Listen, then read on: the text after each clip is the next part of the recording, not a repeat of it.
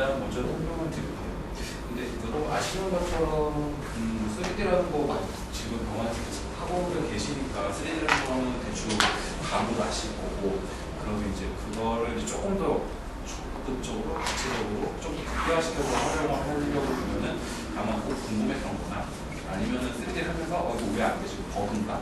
프로그램 버그인가? 했던 것들이 되게 많을 수도 있어요. 근데 그런 것들이 잘 해보면 프로그램 버그가 아니고 3D의 한계라든가 아니면 3D에서 그렇게밖에 도전할 수밖에 없는 것들이 굉장히 많아요. 그러니까 병원에서는 버그라고 느끼지만은 그 프로그래머 입장에서 버그가 아닌 거예요. 그러니까 뭐 사이트 병원에서 이거 고쳐달라 해도 프로그래머 입장에서는 못 고치는 게 그런 이유들 때문에 있어요. 피드백을 사이트 그 작업체에다가 막 주신다고 하더라도 그게 손쉽게 고칠 수는 없어요. 솔직히 말씀드리면. 그런 관점들을 지금 설명을 드리고요. 볼륨 렌더링이라는 거 뭐냐? 그러니까 볼륨 렌더링이라는 게 뭐냐면 우리가 흔히 말하는 이제 3D가 이제 볼륨 렌더링인데 3D 하면은 두 가지가 있어요. 하나는 볼륨 렌더링, 하나는 서페이스 렌더링. 근데 서페이스 렌더링 하면은 그냥 무료 소프트웨어 쓰시면서 서페이스 렌더링 많이 쓰시는 분들 계실 거예요. 하지만 진짜 서페이스 렌더링은 걔가 아니고 그리고 3D 게임 아시죠? 3D 게임 같은 거. 3D 게임에서 쓰는 거나 컴퓨터 그래픽 아니면은 CAD나 그런 데서 보면은 뭐 건물 디자인할 때 배 설계할 때 그럴 때 쓰는 게 서페이스 렌더링이거든요. 그런 거 같은 경우는 내각 처리를 뭐 폴리곤이라고 해서 삼각형, 아주 조그만 삼각형 형태의 그 면들을 수많이 이제 무수히 붙여가지고 이제 만드는 게 서페이스 렌더링이고요. 그다음에 볼륨 렌더링이라고는 이제 의료 영상에서 쓸 목적으로 만들었어요. 볼륨 렌더링 같은 경우 서페이스 렌더링과 볼륨 렌더링의 차이는 볼륨 렌더링은 말 그대로 볼륨을 가지고 있어요. 서페이스는 그냥 그 서페이스 표면만 가지고 있어요. 그래서 서페이스 렌더링은 그냥 겉에 껍데기만 일단 설명하시면 되고, 볼륨 렌더링은 속까지 꽉 차있는 거라고 설명을 하시면 돼요. 그래가지고 3D 게임 같은 거 혹시나 해보신 분들은 그 3D 게임 하다가 막 확대해보면은 안에 텅 비어있는 거 혹시라도 보신 분 있을 거예요. 그러니까 그게 서페이스 렌더링과 볼륨 렌더링의 차이예요. 그래서 볼륨 렌더링 같은 경우는 이제 무료형에서 쓰는 볼륨 렌더링 같은 경우는 이제 엑셀 영상 쭉 이어가지고 저런 식으로 이제 데이터를 만들잖아요. 그거는 꼭 엑셀 영상이 아니어도 돼요. 그러니까 단면으로 연속된 데이터를 가지고 있는 거면 뭐든지 다 볼륨 렌더링 할 수가 있으니까, 심지어는 초음파 데이터에서도 이렇게 똑같이 단면으로 쭉 뽑을 수가 있다 그러면 초음파 달콤 파일 가지고도 만들 수 있어요. 이거는 꼭 달콤 파일만 되는데 JPG 가지고도 만들 수 있어요. 물론 프로그램에서 그걸 지원해줘야 되겠지만 JPG도 연속적으로 똑같은 이미지만 쭉 쌓이면 만들 수 있어요. 그러니까 볼륨 렌더링이라는 거는 그러니까 연속된 그 단면, 연속된 단면 영상만 있으면 그거는 볼륨 렌더링으로 만들 수가 있는 거예요. 그 다음에 이제 볼륨 렌더링을 하다 보면은 이제 알고리즘이라고 있는데, 이 알고리즘은 이제 그 3D를 만드는 기법이에요. 3D를 만드는 기법에는 크게 위에 세 가지가 있어요. 스플래팅 메소드, 레이캐스팅 메소드, 쉐어 팩토리제이션이라는 게 있는데, 이 중에서 지금 현재 쓰는 거는 레이캐스팅 메소드하고 쉐어 팩토리제이션 두 가지를 현재 모든 프로그램들이 공동으로 사용하고 있어요. 스플래팅 메소드는 아주 기존의 초창기 3D가 썼던 방법이에요. 그럼 이 방법들에 대한 차이가 뭐냐는 일단 다시 설명을 드릴 거고, 그 밑에 퍼스펙티브 프로젝션이라는 게 있고 히스토그래픽 프로젝션이라는 게 있어요. 이거는 레이캐스팅 메소드의 일종인데, 이거는 그 화면에 모니터에 영상을 어떻게 뿌려줄지를 결정하는 애들이에요. 이거는 좀 이따가 제가 설명을 드릴 건데, 궁금하셨던 것 중에 하나 혹시 엔도 화면에서 옛날에, 지금은 많이 프로세서 고쳐졌는데 엔도 화면에서 거리를 재면 옛날에 PTS 단위로 나왔어요. 미리로 환산이 안 되거든요. 그러니까 그런 것들이 이 퍼스펙티브 프로젝션하고 오스코픽 프로젝션의 문제 때문에 PTS라는 단위로 밖에 쓸 수가 없었어요. 스플래팅 메소드가 뭐냐? 스플래팅 메소드는 보시면은 이게 모니터라고 보시면 돼요. 이게 모니터고 이게 이제 컴퓨터 속에 뭔가가 있어요. 그래가지고 이게 지금 볼륨 데이터, 엑셀 영상을 쭉 쌓아가지고 볼륨 데이터예요. 그러면은 각 그 엑셀 화면 보시면은 거기 좌표가 있잖아요. 뭐 그냥 하수비값 쭉 있으니까 그걸 좌표로 세팅을 할 수가 있잖아요. 그럼 각각의 그 좌표에서 모니터 쪽으로 데이터를 싸주는 거예요. 모니터 쪽으로 데이터를 쭉쭉쭉 쏘면은 그것들이 그 컴퓨터 화면에 부딪혀가지고 그대로 표현이 되는 거. 그건 스플래팅 메소드예요. 그래가지고 이거 같은 경우는 표시 속도는 세 가지 방법 중에서 가장 빨라요. 속도는 가장 빨랐는데, 왜냐면 옛날에는 컴퓨터 사양이 안 좋았으니까 속도가 느리면은 지금 거 같은 레이캐스팅에서 쓰면은 솔직히 뒤에 다시 설명드리겠지만은 거의 진짜 답답해서 못 쓸 경우일 거예요. 그래서 스프레드에서 썼는데 이거의 단점은 영상이 이런 식으로 비쳐요. 그러니까 좌표를 쏘는데 좌표를 쓰면은 얘는 그래프를 그려요. 일종의 그 펄스파를 그리는데 그래서 가운데 점은 그 원래 값을 그대로 가지고 있어요. 근데 양쪽으로 퍼지면서 좀 뭐랄까 이걸 풋프린트라고 그러는데 그러니까 발자국처럼 생기는 거예요. 그러니까 여기다 발자국을 빵 찍으면은 가운데 값은 팍 나오고 거기서 옆으로 쭉 퍼지는 식으로 데이터가 화면에 모니터에 형성이 됐어요. 그러다 보니까 영상을 뚝뚝뚝 만들었는데 화면에 봤더니 동그란 애가 원본 영상처럼 동그란 애가 나오는 게 아니고 이렇게 좀 뭐랄까 블러링이 좀 심한 애처럼 나오게 돼요. 실제로 이거를 그 프로그램을 VR 화면으로 생성하게 되면은 이런 식으로 나와요. 이쪽 건 아직 보지 마시고 이런 식으로 나와요. 블러링이 굉장히 심하게 나와요. 이거랑 어떤 차이냐면은 이쪽에서는 지금 데이터가 두 개가 이제 겹치니까 이거를 크게 만들면은 크게 만들수록 겹치니까 블러링이 점점 많아져요. 근데 이거를 만약에 좁게 만들었다고 생각을 해보세요. 이 데이터를 빵 쌌는데 이 폭을 되게 굉장히 좁게 만들었다. 그러면 또 이런 문제가 생겨요. 중간중간에 데이터가 비어버려요. 그런데 스프레딩에서는 속도는 굉장히 빠른데 화질은 가장 안 좋은 방법이에요. 그래가지고 지금의 모든 3D 프로그램이 이 방법은 안 써요. 옛날에 썼지만 옛날에 뭐 알레그로 우리나라 제일 처음 들은 3D 알레그로 같은 경우는 썼겠죠. 근데 지금은 안 써요. 그리고 그 다음에 이제 레이캐스팅 메서드인데 레이캐스팅 메서드는 3D의 가장 기본적인 방법이에요. 그러니까 가장 기초가 되는 3D 만드는 방법인데 이 파워포인트가 원래는 동영상 애니메이션을 그렸어야 되는데 지금 다 사라졌는데 파일을 제가 잘못 가셨는지 그래서 그냥 설명을 드릴게요. 그 레이캐스팅 메서드는 어떤 거냐면은 이게 아까 모니터라고 말씀드렸잖아요. 그럼 모니터에서 저쪽에 뭐가 있는지 몰라요. 모니터에 저쪽에 뭐가 있는지 모르니까 일단은 신호를 쭉 보내면서 뭐가 있는지 모르니까 샘플링을 중간중간 해요. 계속 여기 뭐 있나 확인하면서 가는 거예요. 확인하면서 쭉 가다 보니까 부딪히면 여기 뭐 있대, 부딪히면 여기 뭐 있대, 부딪히면 뭐 있대 그러면서 여기 정보를 주니까 이제 그걸 계산된 정보를 가지고 영상을 매기는 방법이에요. 그러니까 이거는 가장 기본적으로 그냥 확인하면서 여기 뭐 있나 확인하면서 쭉 가다 보니까 근데 문제가 하나가 생겼어요. 이걸 하나하나 다 확인을 하다 보니까 시간이 굉장히 오래 걸려요. 그러니까 속도가 굉장히 느려요. 그래가지고 VR 화면을 이렇게 돌리다 보면 툭툭툭 끊기는 거 그런 게 이제 이런 것 때문에 끊기는 현상이 발생하는 거거든요. 이런 거 같은 경우는 계산이에요. 수학 계산을 해야 돼요. 여기에 뭐 있나 수학식으로 계산을 해야 되다 보니까 CPU 성능이 굉장히 좋아야 돼요. 그렇기 때문에 컴퓨터 사양이 좋아야 된다는 이유는 이런 레이캐스팅 메서드식 방법을 쓰기 때문에 계산 능력이 높아야 돼요. 그러니까 램을 높이는 게 아니고 CPU를 높아야 렌더링 속도는 빨라져요. 그러니까 무조건 컴퓨터를 들어왔는데 업체에서 뭐 램이 나빠서요. 그거는 램이 안 좋다는 거는 데이터 응량하고 관련이 있는 거고 계산 속도, 그러니까 VR 렌더링 회전하는 속도랑 그런 것들 CPU하고 관련이 있어요. 그래서 이거 같은 경우는 이제 레이캐스팅 메서드인데 레이캐스팅 메서드는 다시 설명드리면은 이 샘플링 간격을 얼마나 하냐에 따라서 화질이 달라요.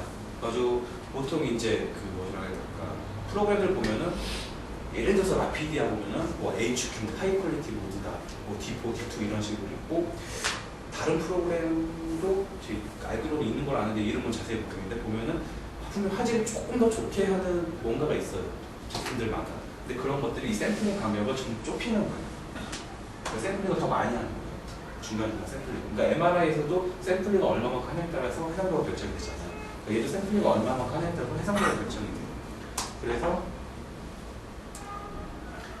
왼쪽 게 이제 샘플링을 좀 많이 하네. 오른쪽 게 조금 덜 하는 거거든요. 그래가지고 화질을 비교를 하면은 이런 식으로 나와요.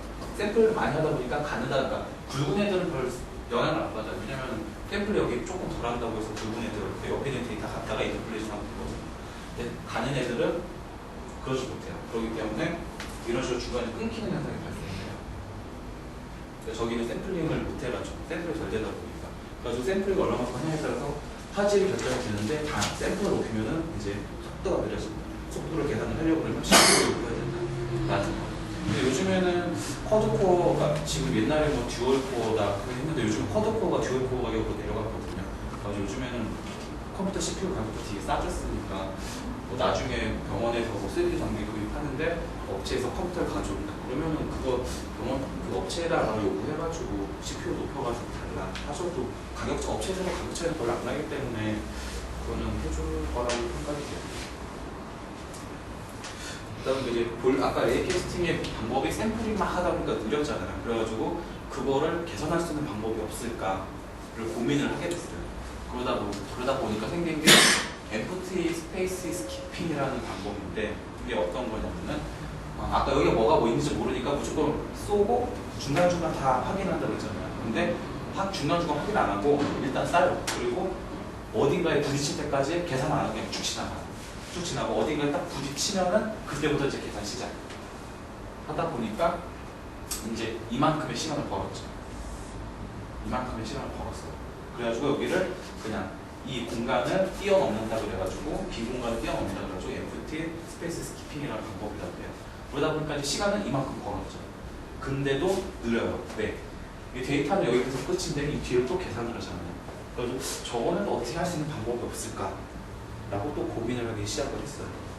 그러다가 나온 게 이제 Early Rate Termination이라 가지고 데이터를 또 쌓아요. 데이터를 쌓아서 쭉 나가다가 얘가 어딘가에 딱 부딪히면은 솔직히 모니터에 보이는 거는 그 바깥면만 보이거든요. 그럼 뒤에 계산할 필요가 없어요. 뒤에 뭐가 있는지 나는 안 궁금하니까. 왜냐면 3D 화면을 내가 딱 보는데 이게 볼륨 렌더링이니까 뒤에까지 값이 다 있을 것 같지만 실제로는 없어요. 그냥 겉에 표면만 보이는 거거든요. 그렇기 때문에 뒤에까지 계산을 안 해요. 부딪히면 거기서 그냥 레일을 끊어요. 뒤에 안 보이게. 근데 이러다 보니까 이제 좀 문제가 생긴 게 하나가 있어요. 이제 트랜스페어런트라고 해가지고 약간 영상 불투명하게 보시는 것들 있잖아요. 병원에서. 불투명하게 만들다 보면은 얘를 여기서 끊어야 될지 여기서 끊어야 될지 몰라요. 근데 불투명한 거는 얘가 지나가야 될지 아니면 여기서 끊어야 될지 모르잖아요. 그래서 나오는 게 알파 채널이에요. 알파 채널인데 혹시 포토샵 해보신 분들 혹시 계시나요? 포토샵 같은 거 보면 포토샵 알파 채널이라고 있어요. 똑같은 게 있어요. 알파 블렌딩이라고. 그래가지고 알파 블렌딩은 뭐냐 그러면은 알파 값이라고 가지고 보통 이미지 편집하면은 이렇게 투명도를 결정하는 애예요. 투명도를 결정해가지고 일단 모니터에서 이쪽으로 뭔가 신호를 보내요. 신호를 보내면 얘가 딱 부딪힐 거잖아요. 근데 이걸 완전히 검은 거를 이제 완전 불투명했다고 가정을 했을 때 얘가 쭉 지나서 계속 계산을 해요. 계산을 하되 이 알파 채널 값이 완전히 불투명해지니까 반대편이 안 보일 때까지 쭉 직진을 해요.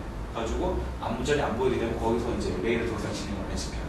그러니까 이거 같은 경우는 트랜스페어런트가 영상이 약간 불투명하게 봤을 때 불투명한 셀로판지를 계속 겹쳐서 보면은 어느 순간 앞이 안 보이잖아요. 똑같은 거예요. 그러니까 셀로판지를 계속 겹쳐가지고 한 장 두 장 겹쳐가지고 반대편이 안 보일 때까지 계속 셀로판지 계속 겹치는 거예요. 그래가지고 이제 그러면 이제 그때 거기 값이 여기 적용이 되고 그때 색깔이 여기 적용이 돼요. 이거 같은 경우는 지금 설명을 드렸구나. 혹시 트랜스페어런트 영상을 맞췄는데 혹시 그 룰러 3D 프로그램 중에 요즘에 이제 2D 룰러, 3D 룰러가 따로 있어요. 요즘에는. 2D 룰러 같은 경우는 이런 알파 채널 값에 영향을 안 받아요. 2D 룰러는. 왜냐면 픽셀에서 찍는 거기 때문에. 근데 3D 룰러 같은 경우는 이 알파 채널에 영향을 받아요. 그렇기 때문에 영상을 흐릿하게 해놓고 반투명하게 해놓고 3D 룰러가 찍으면 안 찍혀요. 근데 병원에서는 그거 모르시니까 왜 안 찍혀요? 라고 얘기를 되게 많이들 하세요. 근데 반투명하게 만들어버리면은 왜냐면 얘가 반투명한 값이 없어요. 반대편이 그대로 보이는 거거든요. 근데 3D 룰러 안 찍혀요. 근데 가끔 찍히는 경우가 있어요. 그거는 이 값이 딱 다 떨어져 1이 되는 그 부분을 찾았기 때문에 찍히는 거거든요. 영상을 투명하게 해놓고 뭔가 거리를 재야 된다. 그럼 3D 룰러라면은 안 찍히거나 이상한 데 찍힐 수가 있어요. 그럴 때는 차라리 2D 룰러로 거리를 재는 게 더 맞아요. 지금 그 화면 VOI를 썼을 때하고 그게 아닌 건가요? VOI는 상관없어요. 쓰거나 안 쓰고 똑같아요. 만약에 그냥 모니터에서 뭐 입체적으로 보면 앞에 걸 보이고 뒤에 걸 좀 잘라내시게 되는 거잖아요. 예. 그럼 앞에서는 그 모니터에 좀 가깝게 되는 건가요? 아니면 가까운 게 모니터예요? 가까운 거죠. 가까운 뒤에 걸 또 VOI가 뒤에 걸 자르는 듯한 느낌이 나잖아요. 다시 한번 VOI가 뒤에 거를 자르는 듯한 느낌이 나잖아요. 거기만 딱 잘랐을 네. 때는. 네. 그 뒤에 있는 걸 이렇게 당겼을 때요. 네. 이거예요. 네. 네. 그럼 그런 것도 샘플링하는 거 관계가 있는 거예요? 아니죠. 그거는 또 전혀 달라요. 왜냐면 그거는 그 볼리엔더리 파이프라인 가장 마지막에 나오는 건데 그 동시에 일어나 이런 작업들이 뭐가 일어나냐면 뭐 동시에 일어나면서 그게 먼저 결정이 되고 그다음에 이게 결정된다고 보시면 돼요. 아, 그게 결정해서 네. 그런 샘플링을 한다. 예. 그러니까 뭐든지 세그멘테이션이 되면은 세그멘테이션이 됨과 동시에 쉐이딩이 먹고 거기에 따라서 이제 얘가 동작을 해요. 그러니까 이따 볼륨 파이프라인 한번 보여드릴게요. 그러니까 얘가 어느 동작을 어떻게 하는지. 근데 이런 레이 캐스팅이 되게 오래 걸리는 게 이런 식으로 했는데도 레이 캐스팅이 굉장히 오래 걸려요. 근데 오래 걸리는데 그 이유가 뭐냐면은 3 리니어 인터폴레이션이라고 해가지고 그게 엑셀 데이터를 쭉 쌓아놓긴 했지만 엑셀 데이터를 얻었지만 중간중간 비어있잖아요. 영상이 쭉 있는 거 아니잖아요. 5mm까지 얻었을 거고 5mm 영상 없고 2mm 영상 없고 이게 중간중간 비어있는 영상도 있잖아요. 그럼 그런 데이터를 그 중간 채워야 되는데 그걸 채우기 위해서 인터폴레이션을 해요. 근데 이걸 3 리니어 인터폴레이션 하는데 3 리니어라는 게 그러니까 각 데이터 점에서 이 점을 찾기 위해서 선 3개를 그려요. 선 3개를 그리고 이 선들을 계산을 해서 이 좌표의 지점을 값을 뽑아내거든요. 그러다 보니까 벌써 계산이 한 번, 두 번, 세 번, 네 번 계산이 되게 복잡해요. 근데 이게 모든 영상, 모든 작품마다 다 일어난다고 생각을 하면은 계산이 수십만 번 일어나거든요. 그러다 보니까 CPU 속도가 그러니까 VR 같은 거 화면 딱 돌릴 때 CPU 속도가 확 올라가는 게 이 계산을 한 번에 확 하려고 하다 보니까 그래서 굉장히 느려요. 그렇기 때문에 이런 것들을 CPU를 써서 개선을 해줘야 돼요. 그러다 보니까 이제 CPU에서도 이 속도를 못 따라가니까 이제 그 그래픽 카드를 쓰는 거예요. 테라리콘 같은 경우가 이제 볼륨 프로 같은가 지메스도 볼륨 프로 카드 쓰고요. 그러니까 그 그래픽 카드 쓰는 게 이 계산 속도를 CPU에만 넘기다 보니까 CPU의 부담이 너무 가서 그래픽 카드로 남은 거예요. 그런데 요즘 CPU가 워낙 좋아져가지고 그래픽 카드가 더 빨라요. 그렇기 때문에 요즘은 쿼드코만 써도 그래픽 카드 없어도 그래픽 카드 쓴 것만큼 효과를 낼 수가 있어요. 그래가지고 레이 캐스팅 메서드가 너무 느려서 도저히 느리다. 화질은 좋은데 너무 느리다. 그래서 얘를 뭔가 좀 획기적으로 계산할 방법이 없을까 해서 나온 게 쉐어 팩토리제이션이라는 거예요. 이 쉐어 팩토리제이션은 지금 쓰는 모든 3D 제품이 기본으로 하는 알고리즘이에요. 지금 현재 모든 3D 제품이 쉐어 팩토리제이션을 기본으로 3D 렌더링을 하고 있어요. 뭐 어떤 거냐면은 이게 지금 XR 데이터를 이렇게 쭉 쌓아놓은 거예요. XR 데이터를 원래 그 로우 데이터를 이제 쭉 쌓아놨는데 보통 이걸 직선으로 봤을 때 상관이 없어요. 근데 얘를 약간 로테이션 시켰어요. 로테이션 시켰더니 그러면 이게 모니터 화면이고 약간 사선으로 나가게 되잖아요. 그죠? 사선으로 나가게 되는데 그럼 이거를 예를 들어서 이런 식으로 약간 옆으로 옮겼어요. 모니터에서 보고 그러면은 여기 부딪히는 점들이나 샘플링 되는 공간이나 여기서 샘플링 되는 공간이나 지금 똑같죠. 이게 어떤 차이냐면은 그 샘플링 되는 공간을 일단 똑같게 만들었어요. 그리고 영상에 왜곡을 줬어요. 영상 왜곡을 주다 보니까 어떤 현상이 발생했냐면은 이런 현상이 발생했어요. 이거는 원래 이런 건 아닌데 좀 이해를 돕기 위해서 이렇게 그린 거거든요. 원래는 영상이 이제 사선으로 영상을 볼 때 이런 식으로 샘플링이 데이터 좌표는 여기 이렇게 있는데 샘플링이 그냥 랜덤하게 되잖아요. 샘플링을 랜덤하게 하다 보니까 계산량이 너무 많아지는 거예요. 왜냐면은 샘플링 되는 게 랜덤이 아니고 그냥 딱 일정하게 돼버리면 그냥 그 계산식 그대로 곱하고 해서 데이터를 얻으면 되는데 이게 너무 랜덤하게 얻어지다 보니까 계산 속도가 너무 오래 걸려서 그래서 얘를 아까 보신 것처럼 영상을 틀었어요. 틀었더니 샘플링 되는 간격을 그냥 일정하게 만든 거예요. 그러니까 튼 게 샘플링 되는 간격을 일정하게 만들었다고 생각하시면 돼요. 그러다 보니까 이제 계산 속도가 조금 빨라졌어요. 다시 설명을 드리면은 이런 XR 영상을 가지고 이렇게 약간 기울였어요. 기울여가지고 이것들을 데이터를 쭉 모아가지고 영상을 만들었더니 기울였기 때문에 영상이 이렇게 나와요. 중간에 영상이 이렇게 나와서 이거를 다시 한번 왜곡을 시켜줘야 돼요. 와핑이라고 그래가지고 이걸 원래 기울인 만큼 다시 한번 더 기울여줘야 돼요. 그래서 마지막으로 나온 게 이런 영상이에요. 그러다 보니까 속도는 레이캐스팅보다 빨라졌어요. 속도는 레이캐스팅보다 빨라졌는데 문제가 하나 생겼어요.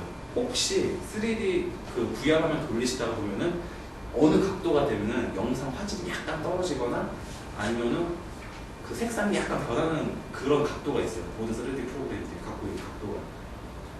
거의 한 45도 정도 되는데 그 각도가 뭐냐면은 이걸 튼 각도예요.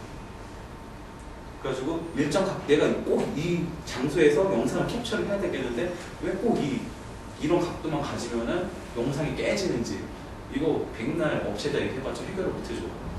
왜냐면은 원래 자체 데이터를 이런 뭐랄까 그 렌더링 속도를 빠르게 하기 위해서 이렇게 왜곡을 이미 줬기 때문에 그렇기 때문에 프로그램에서 약간 보여드리면은 나오려나? 실제로 조금 확인을 시켜드릴게요. 근데 확인이 될지 안 될지 잘 모르겠는데 그 각도가 랜덤한 거라서 딱 일정하게 어느 각도에서 딱 나온다고 말씀을 못 드리거든요.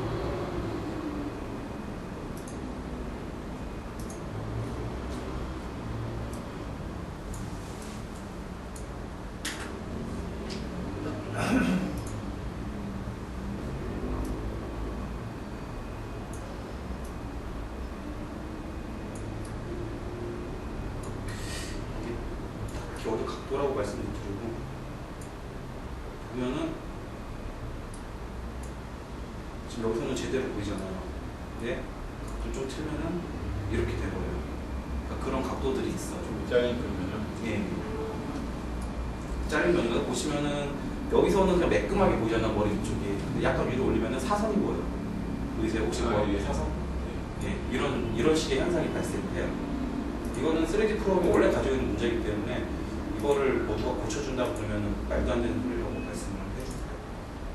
솔직히 이거를 개선을 할 수는 있어도 완전히 고칠 수는 없어요. 그래서 이런 문제가 생기고 그 다음에 이거는 이제 쉐어 팩토리제이션하고 레이 캐스팅의 그 뭐랄까 차이점이에요. 레이 캐스팅 같은 경우는 솔직히 화질 제일 좋다고 그랬잖아요. 근데 쉐어 팩토리제이션은 솔직히 얘보다 화질이 떨어져요. 레이 캐스팅은 계속 샘플링 하는 애고 얘는 왜곡 심층이기 때문에 어차피 왜곡이 들어가기 때문에 화질이 안 좋을 수밖에 없어요. 근데 같은 크기에서 그 쉐어 팩토리제이션하고 레이 캐스팅하고 비교를 한다고 그러면 레이 캐스팅에서 속도를 개선하기 위해서 모든 프로그램들이 뭐 레이 캐스팅 메소드들을 지원을 할 건데 샘플링을 일정하게 했다 그러면 뭐랄까 같은 영상을 점점 확대를 했을 때 얘가 화질이 더 좋아질 수가 있어요. 그러니까 어떤 차이가 발생하냐면 다시 한번 설명을 드릴게요. 예를 들어서 이게 투몬스터였으면 좋았을 텐데 예를 들어서 이쪽 혈관을 가지고 비교를 할게요. 지금 이 혈관을 가지고 이 혈관을만 가지고 비교를 했을 때는 화면을 살린다.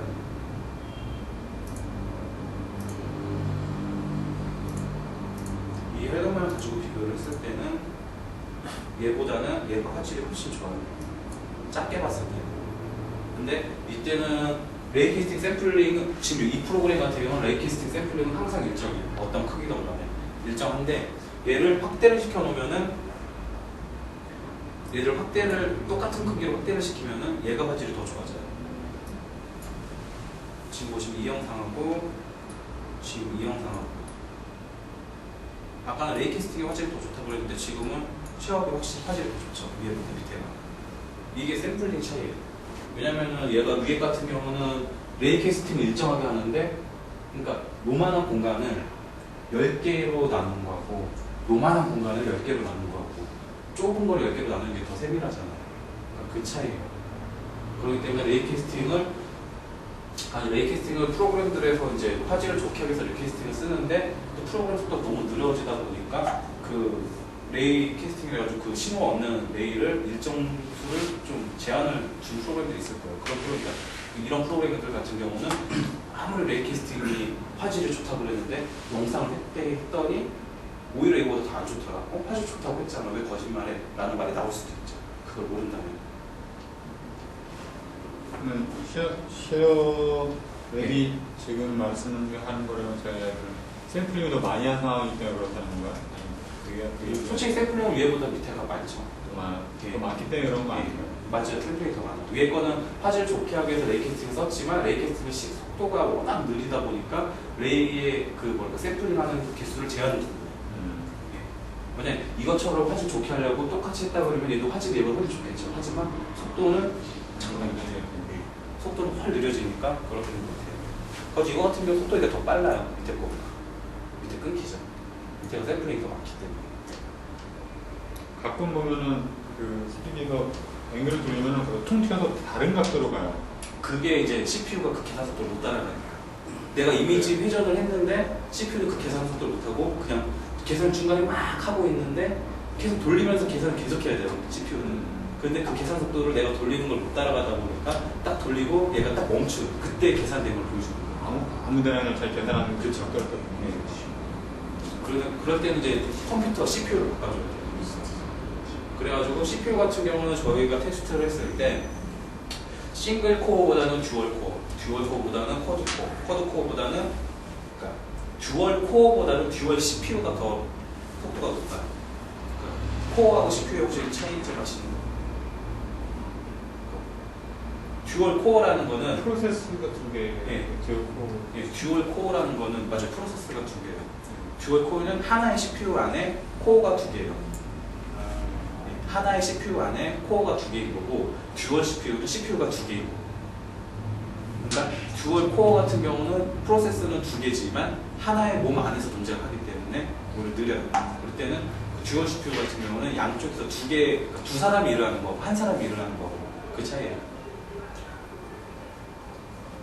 그렇기 때문에 차라리 듀얼 CPU가 더 빨라요. 어떻게 보여요? 듀얼 CPU로 컴퓨터 뜯어서 봐야지. 컴퓨터 뜯어보면은 컴퓨터 뚜껑 딱 열면은 듀얼 CPU는 펜이 두 개 달렸고요. 쿼드 코어는 CPU가 두 개. 쿼드 코어는 CPU 하나에 코어가 4개 들었어요. 이게 뭐 어떤 차이냐면은 코어 개념은 그 듀얼 코어는 그 CPU 하나에 일하는 방이 두 개예요. 그리고 듀얼 CPU는 CPU가 두 개입니다. 그러니까 여기는 각각의 방에서 일을 해요. 쿼드 코어는 방이 4개예요. 일하는 방이. 4명이 한 방 들어가서 일을 하는 거고 얘 같은 경우 여러 명이 한 방 가서 일을 하는 거고 얘 같은 경우 각자 자기만의 공간에서 일을 하는 거고 그렇기 때문에 이거는 다른 제품하고는 상관없고 저희 제품과 좀 평가를 했을 때 얘가 150% 정도 속도 향상이 있고 얘가 한 180에서 한 200% 정도 속도 향상이 있어요. 근데 병원에 납품하는 컴퓨터는 거의 듀얼 CPU를 안 해요. 그것만. 왜냐면 듀얼 CPU를 지원하려면은 보드도 바꿔야 돼요. 그러면 또 돈이 더 들기 때문에. 쿼드 코어랑 듀얼 코어는 차이가 많이 안 나겠네요. 아니, 나죠. 4명이서 일하는 거 지원해서 차이가 많이 나요. 안 난다는 얘기를 들은 것 같아요. 근데 이것도 안 난다는 얘기를 들을 수도 있는 게 왜냐하면은 프로그램에서 이런 멀티 프로세스 지원을 해줘야 돼요. 해주게끔 프로그래밍이 돼 있어야 돼요. 제품에서. 그러니까 무조건 CPU 올린다고 해서 빨라진 건 아니에요. 그거는 물어봐야 돼요. 업체에다가. 이걸 지원을 하는지, 멀티코어를 지원하는지 물어봐야 돼요. 그러니까 무조건 컴퓨터 바꿨는데 얘 속도 안 좋아졌네. 그거는 있을 수도 있어요. 왜냐하면 그 프로그램에서 멀티코어를 지원 안 하게끔 프로그래밍을 했어요.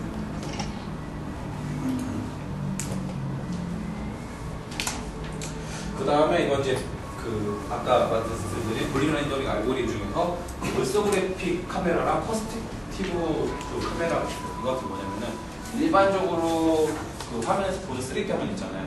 걔는 올소그래픽 카메라예요. 그러니까 이게 모니터 화면이고 이게 피사체예요. 1대1이에요. 크기가 1대1이고 이거 같은 경우는 이쪽이 모니터고 이쪽이 피사체예요. 그러다 보니까 그건 1대1이 아니고 좀 뭐랄까 좀 커져요. 이 각도는 프로그램마다 세팅을 해놓을 수가 있고 차이가 뭐냐면은 이쪽 거 같은 경우는 이런 거 VR 영상 만들 때 그리고 퍼스펙티브 카메라는 엔드 영상 만들 때 지금 쓰는 게 방법 카메라가 렌더링 방법이 달라요. 그래가지고 올소그래픽으로 VR 화면을 보면은 정상으로 보이는데 퍼스펙티브로 VR을 보면은 이런 식으로 보여요. 앞에는 되게 확대되고 뒤에는 되게 축소돼 보여요. 예. 이게 퍼스펙티브 렌더. 근데 이거를 엔드에다 적용시켜 보면은 그 퍼스펙티브에서 보면 엔드 모양대로 보여요. 하지만 올소그래픽에서는 이런 식으로 보여요. 똑같은 화면이거든요. 그러니까 이 뒤에 것도 앞에 거랑 크기가 똑같다 보니까 그냥 이런 식으로 갖고 있는 거예요. 그래가지고 이래가지고 이제 어떤 차이가 나냐면은 아까도 말씀드린 것처럼 예전에 몇 년, 불과 몇 년 전, 한 2, 3년 전만 해도 모든 프로그램들이 엔도 화면에서 길이를 재면은 PTS라는 단어가 나왔어요. PTS는 그냥 그 포인트의 약자거든요. 그러니까 몇 포인트 거리다. 왜냐면은 여기서는 그때는 모든 프로그램들이 2D 매저밖에 지원을 안 했기 때문에 여기서 2D 매저를 하면은 길이를 잴 수가 없었어요. 왜냐면은 프로그램이 이런 식으로 되어 있거든요. 그러니까 여기서 내가 길이를 이 화면에서 그 모니터 화면에서 길이를 여기서부터 여기까지 쟀어요. 2D 매저로. 그런데 실제 화면은 이만해요. 그러다 보니까 얘가 길이가 안 맞아요. 그러니까 미리로 환산을 할 수가 없는 거예요. 그러니까 픽셀 단위니까 얘가 얼마만큼 확대가 될지를 모르니까. 그래가지고 옛날에 다 이렇게 PTS라는 단어를 썼어요. 근데 이제 요즘에 모든 프로그램들이 3D 룰러를 적용하다 보니까 이제 미리로 계산이 되는 거죠. 왜냐면 3D 룰러 같은 경우는 이 화면을 재는 게 아니고 그 좌표하고 연결해서 그 거리를 재는 거기 때문에 요즘 미리로 나오고. 그래가지고 혹시라도 엔더를 보는데 PTS 단위로 나온다. 그러면 그 2D 룰러하고 3D 룰러 세팅한번 확인해 보시면 돼요. 그러니까 PTS 단위를 병원에서 가끔 이거 미리로 환산 안 돼요? 라고 물어보시고 있는데 환산 못 해요. 픽셀 단위고 얘가 어느 정도 확대가 되는지 모르기 때문에.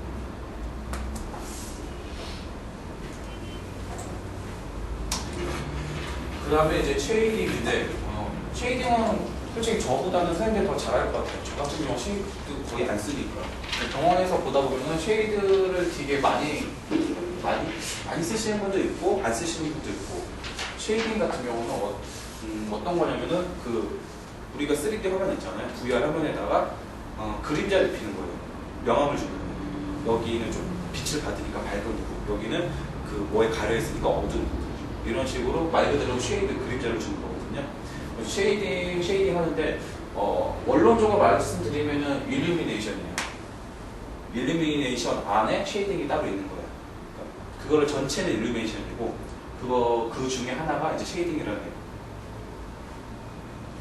이거 어떤 거냐면은 일단은 이거 같은 경우는 VR, 그러니까 뭐랄까 딱 의료 쪽에 적용되는 게 아니고 컴퓨터 그래픽, 일반적인 컴퓨터 그래픽이거든요. 컴퓨터 그래픽 딱 보면은 그 3D 게임 같은 경우도 빛을 받으면은 그냥 여기 그림자 생기고 그 다음에 빛 받은 부분 밝고 그러잖아요. 딱 그거 그대로예요. 앰비언트 라이트, 디퓨저 리플렉션, 서큘러 리플렉션 해가지고 이거 같은 경우는 그냥 자연광, 그냥 가만히 있어도 태양광처럼 큰 어떤 광원이 비치면은 빛을 어디가 딱 받는다고 볼 수가 없잖아요. 그럼 그냥 모든 데서 그냥 이렇게 은은하게, 지금 여기도 빛을 저쪽에서 나오고 있지만 직접 빛 받는 데는 없는데 눈에 보이잖아요. 이런 게 앰비언트 라이트라고 부르고, 디퓨저 리플렉션은 빛을 받으면은 반사가 돼가지고 퍼지는 거, 그런 걸 이제 디퓨저 리플렉션이고, 그래서 스피클 리플렉션은 뭔가 빛이 들어왔어요. 내가 빛을 받았는데 뭔가 푸석 튀어나온 데가 있어가지고 이제 좀 튀는 애들, 좀 상당히 밝게 보이는 애들, 이거를 이제 스피클 리플렉션이라고 하는데 병원에서 쓸 일은 지금 몰라죠. 쓰니까. 근데 이제 쉐이딩을 병원에서 쓴다고 하면은 이럴 때 쓸 수가 있어요. 이거는 그냥 비교를 해놓고 이럴 때 쓰라는 건 아니고요. 쉐이딩을 주면은 명암 차이가 나요. 어두운데 밝은데. 그러니까 빛을 받는 부분과 안 받는 부분이 구분이 가고, 쉐이딩을 안 주면은 구분이 안 나요. 이걸 어떨 때 쓰면 되느냐? 혹시라도 그 불투명한 영상 만들 때 있잖아요. 불투명한 영상을 만든다고 내가 반대편을 보겠다는 뜻이잖아요. 아니면은 뭐 그 불투명하게 만들고 그 안에 어떤 오브젝트를 보겠다는 거잖아요. 근데 그랬을 때 쉐이딩을 주게 되면은 그 불투명한 반투명 상태의 오브젝트에도 그림자가 들어있기 때문에 얘보다는 영상이 약간 어두워요. 실질적으로 어떤 차이가 나면은 콜론 영상을 만든다고 했을 때 콜론 영상 말고 그냥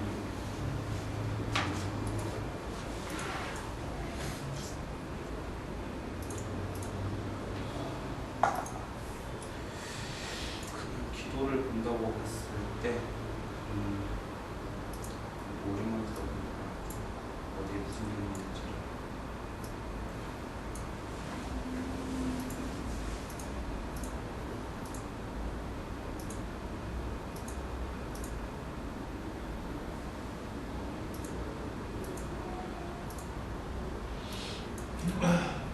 이게 왜 안 찍혔을까요? 저는 이거 뺀다고 뺐는데 혹시 방금 이 화면 보신 분?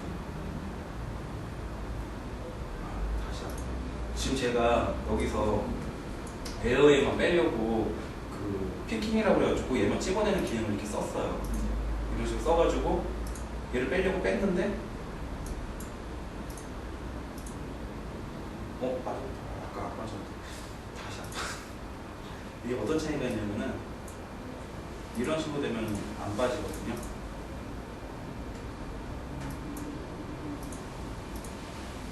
이런 식으로 되면 안 빠져요. 어떤 거냐면은 지금 여기 아까 보였던 오브젝트 화면에 보이는데요. 화면에 보이는데 이게 이제 VR 렌더링의 문제라고 하면 서페이스 렌더링에서는 영향이 안 발생하는데 내가 찍은 점은 이 사이에 포함되어 있는 점이 기울기하고 아까 말씀드렸잖아요. 그 약간 반투명 상태에 있는 거는 점이 안 찍힌다고. 예, 딱 그 원리예요. 여기 찍으면 되잖아요. 여기 찍으면 아까 제가 다 처음에 찍었으면 안 되는데 두 번째 찍었으면 나왔잖아요. 두 번째 찍은 점은 이 점에 찍은 거죠. 그렇기 때문에 이렇게 뭔가 오브젝트를 피킹하는 기능들이 프로그램에 있는데 걔가 안 찍힌다. 그러면은 얘를 넓혀주면 돼요. 이런 밑에 있는 각 프로그램들마다 이런 기능들이 있을 거예요. 그거 이제 미리 이제 병원 세팅해 놓고 쓰시기도 하는데 이런 것들은 이거 잘 쓰면 쓰기 정말 잘하시는 분이에요. 이거만 이해를 하시면 돼요.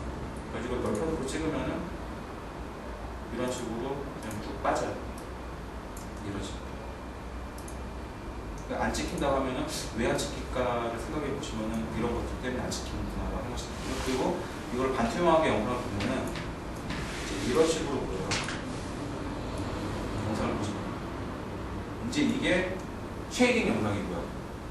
이게 쉐이딩 영상이고 이거를 이제 언식 쉐이딩을 끄게 되면은 지금 얘는 쉐이딩 흥분기 여기서밖에 지금 안 돼가지고 얘를 쉐이딩을 끄게 되면은 이런 식의 영상이 만들어져요. 솔직히 아까 거보다 훨씬 뭐랄까 좀 반대편이 더 투명하죠. 아까 거보다는. 아까 거 같은 경우는 솔직히 약간 뭔가 씌인 것처럼 좀 흐릿했는데 캡처해서 보여드릴까요?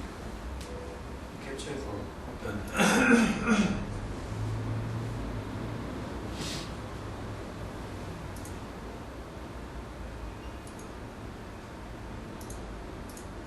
캡처해서 한번 보여드리면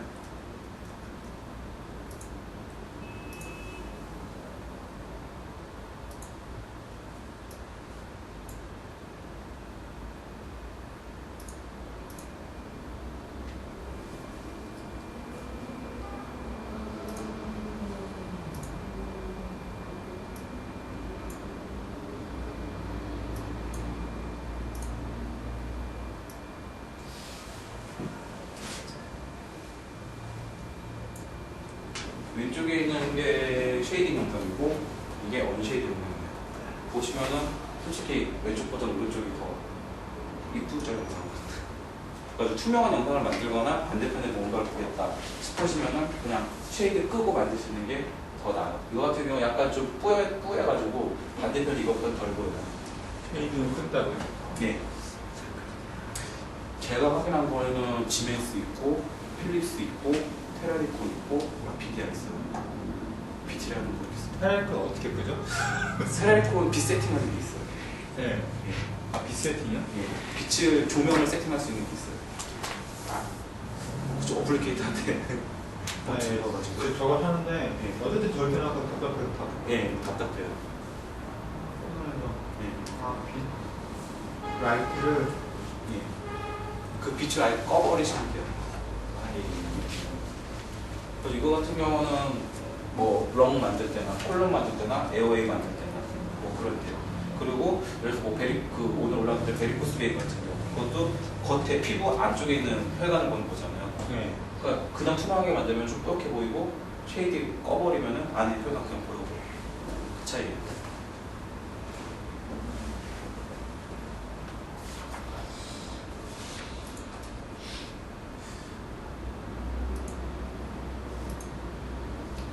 그리고 쉐이딩 다음에 나오는 게 클래시피케이션이라고 해가지고 3D 영상의 중심이라고 해야 되나? 가장 기본적이고 동시에 여러 가지 애들을 하는 애들인데 아까 이제 좀 그 선생님께서 말씀하신 것처럼 VOI 조절하면은 어떻게 되느냐 클래시피케이션에 들어가거든요. VOI 조절하는 게 이쪽 이제 그 모드에 들어가는데 이게 뭐냐면은 그 방금 전에 보신 것처럼 그 하우스 빌드 값이 쭉 나와 있고 그 다음에 거기 이제 그래프 그려진 애들 걔를 조절하는 게 클래시피케이션이에요. 혹시 이제 이 그래프의 의미는 아시죠? 이 그래프는 그 CT 넘버값의 분포도 빈도를 나타내는 거.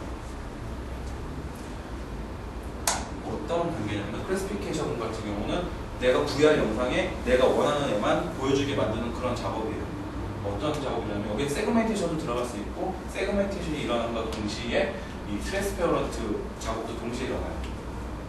트랜스페어런트는 어떤 작업이냐면 영상을 완전히 투명한 거를 0이라고 지칭을 하고요. 프로그램상에서. 왜냐면 그 컴퓨터는 0하고 1밖에 계산 못하잖아요. 그래가지고 20법이니까 그래가지고 완전 투명한 거를 0이라고 했고 그 다음에 완전히 그 투명하지 않은 거, 불투명한 거를 1이라고 놨어요. 컴퓨터 상에서.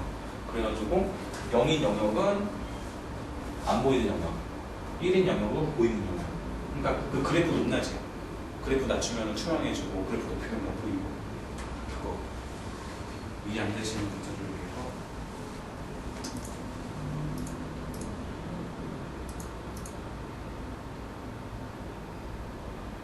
그러니까 이거예요.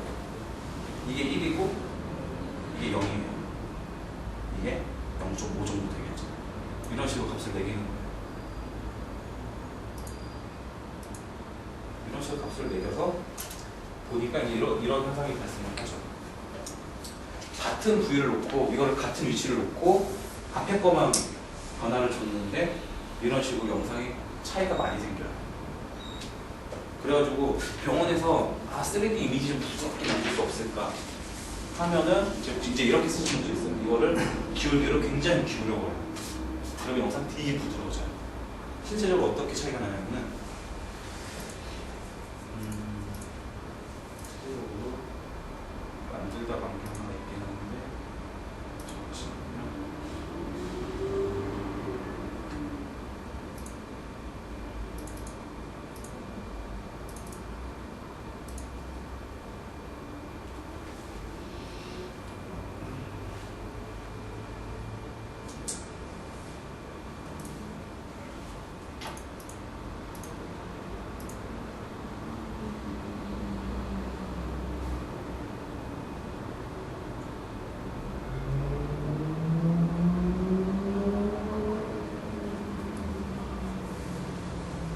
이거 같은 거 보면은 기울기를 보시면은 이 기울기 있잖아요.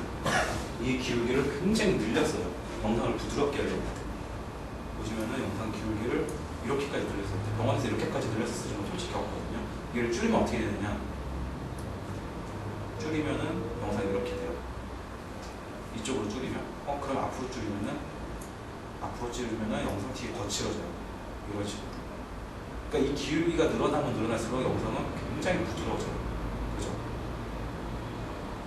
그래가지고 병원에서 일을 하실 때 선생님들이 이미지 다 안 좋아하고 스태프들이 그러면은 이쁜 영상 좋아하는 분들도 있거든요. 그런 분들 위해서라면은 이 프리셋과 그냥 길게 세팅 한번 해보세요.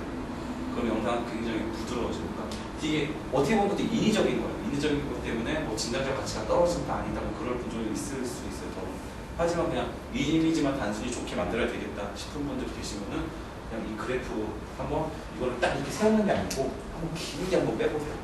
길게 빼서 양쪽으로 좀 이동하셔서 그 프리셋 만드시면은 영상을 좀 부드럽게 만드실 수가 있을 거예요.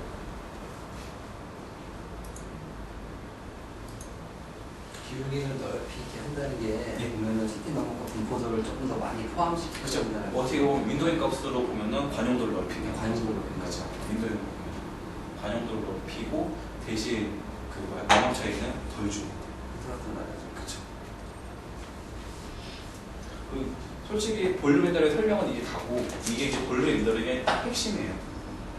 딱 이것만 알면은 볼륨 렌더링에 대해서 다 안다고 말을 할 수가 있거든요. 뭐 볼륨 렌더링 파이프라인을 가지고 그냥 볼륨 렌더링이 일어나는 순서대로 적은 거예요. 그래서 일단 데이터를 얻으면은 그 뭐랄까 세그멘테이션 작업을 하잖아요. 우리가 세그멘테이션 느낌학 작업을 하잖아요. 그러면 세그멘테이션 작업이 되면은 이 두 가지 작업이 동시에 일어나요. 클래시피케이션하고 쉐이딩이 동시에 일어나요. 내가 어느 구역을 나눈과 동시에 얘 이제 그 명암이랑 그 트랜스페어런트 아니면은 뭐 오페이크 영상 그걸 나누면서 영상의 그림자가 확 들어가면서 이쪽에서 칼라를 쑥 넣고 바로 합쳐져요. 그러니까 이 작업이 지금 되게 많은 작업이에요. 근데 이 한 번에 일어나야 되잖아요. CPU 굉장히 빨라야겠죠. 그렇기 때문에 CPU, 아까 제가 계속 CPU 하는 게 CPU 속도가 VR, 볼랜드 속도가 굉장히 영상감각이 깊어요. 그렇기 때문에 CPU가 좋아야지 솔직히 VR 화면도 영상도 팍팍팍 돌리면서 작업도 빨리빨리 할 수가 있어요. 그러니까 세그멘테이션 한 번 했는데 어느 제품이더라? 어느 제품 같은 경우 세그멘테이션 한 번 하고 딱 누르면 한참 있다가 다시 계산하고 굉장히 느린 제품도 꼭 있거든요. 지메스가 옛날에 그랬죠. 세그멘테이션 딱 하면은 볼륨 빵빵 쭉 지나가고 다시 영상 띄우고 그랬었거든요. 그리고 이거는 여러분들 다 아시는 거 MIP, 링IP 뭐 그런 건데 이 아이소밸류 서페이스가 뭔지 혹시 아시는 거? 우리가 흔히 VR 하는 게 이 아이소밸류 서페이스예요. 어떤 뜻이냐면은 아이소밸류 서페이스면은 뭐라고 한국말로 표현하면은 등고선이에요. 어떻게 보면. 왜냐면은 그 우리가 보는 VR이라는 영상은 우리가 본 VR이라는 영상은 같은 값들을 가진 애들을 표면에 쭉 뿌려주는 거예요. 그러니까 예를 들어서 지금 이 화면에 뿌려주는 거는 이거를 쭉 맞췄을 때 지금 이 화면에 보이는 검은 애들은 544라는 값을 가진 애들만 보이는 거예요. 그래서 이거를 그 같은 값들이 그 표면을 구성했다 해가지고 아이소밸류 서페이스예요. 그래서 이런 것 때문에 혹시 요즘에는 그래픽이 많이 개선이 됐는데 옛날에는 이게 등고선처럼 그 그래픽 영상이 3D 영상이 쭉쭉 정렬가 있었어요. 등고선처럼. 그런 게 이것 때문에 생긴 거예요. 이런 아이소밸류 서페이스라는 그 기법 때문에 VR 화면에서 등고선처럼 쭉 금연가 생겨요. 이것도 큰 영상은 안 생기는데 영상 계속 했다면 지금 프로그램들도 생겨요. 많이 생겨요. 지금 이것도 생기려나 확인을 해볼게요.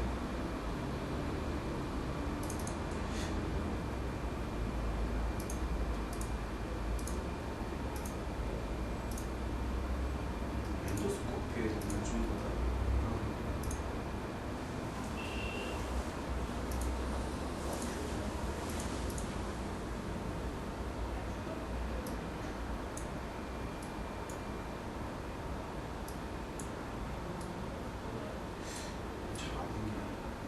요즘 프로그램들은 개선이 많이 돼가지고 혹시라도 생긴다고 그러면 그거라고 얘기를 해주세요. 그래서 그걸 아이소밸류 서페이스라고 보고 이건 뭐 저보다도 선생님들 더 많이 아시니까 그래가지고 흔히 우리가 VR 하는 거는 원래는 VR이 아니고 그냥 아이소밸류 서페이스라는 거다 라고 생각을 하시면 돼요. VR은 이거 전체를 통칭해가지고 VR이라고 그래요. 그런 애들.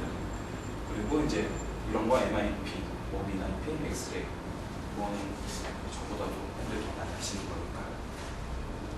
그리고 이제 CT 같은 경우는 솔직히 이거를 제가 다 1년 전에 부산 메디널 병원에서 그때 도시과장 혹시 아시는가요? 도시과장들 가지고 인테리어에서 영상을 만들었었는데 그거 그냥 저도 심심해가지고 그 데이터 받아가지고 그냥 만들었던 거였고요.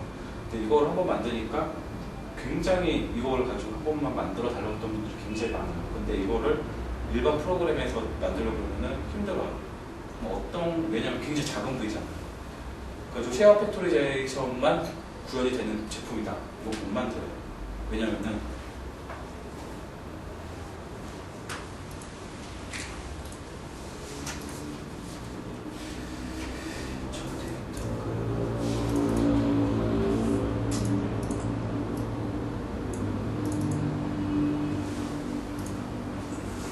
쉐어 팩토리제이션만 되는 프로그램이다라고 했을 때 쟤를 만들려면은 지금 여기잖아요. 50 크기. 지금 여기 안에 있는데 이거를 까고 보려면 요만한 거거든요. 그래가지고 이걸 실제로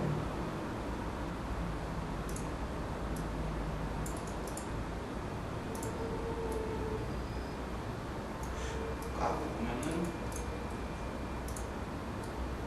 요만해요. 그래서 이렇게 보면은 보이시죠? 여기 안에 작업 되게 힘들어요. 이거 50크기도 이렇게 작업했다고 쳐요. 그러면 세방머리가 뭐 달팽이가 어떻게 작업을 해야 될까? 안 가네요.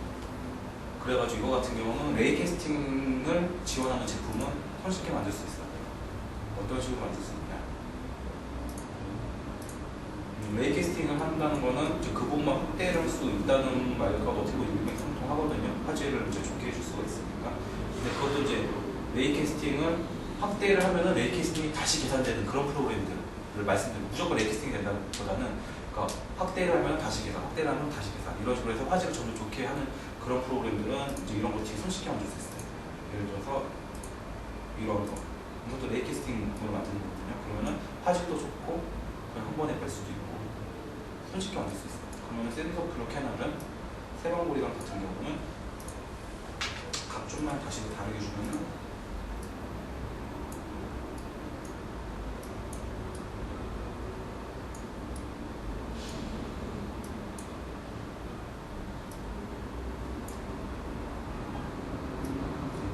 클리어.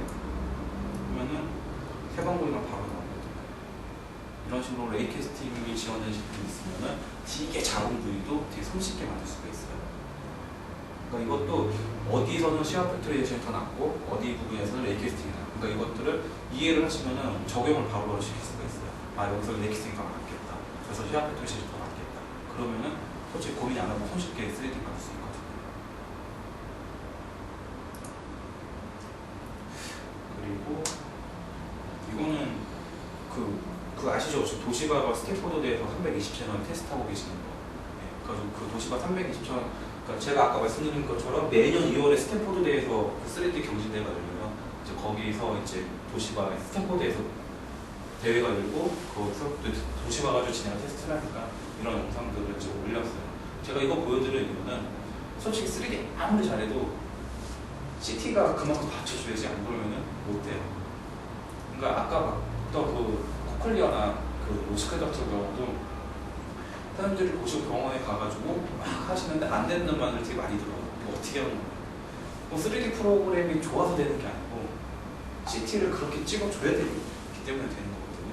그러니까 CT 스캔이 먼저 선행이 돼야지 그 다음에 3D 작업이 퀄리티가 높아져요. 그래서 CT가 그걸 못 따라가면은 솔직히 3D는 아무리 3D 프로그램이 아무리 좋아봤자 할 수 있는 거 아무것도 없어요. 그래가지고 제가 준비한 자료는 여기까지고요. 혹시 더 궁금한 거 있으시면 제가 답변을 해드릴게요. 폴리는 몇 밀짜리였나요? 예? 몇 밀짜리였어요?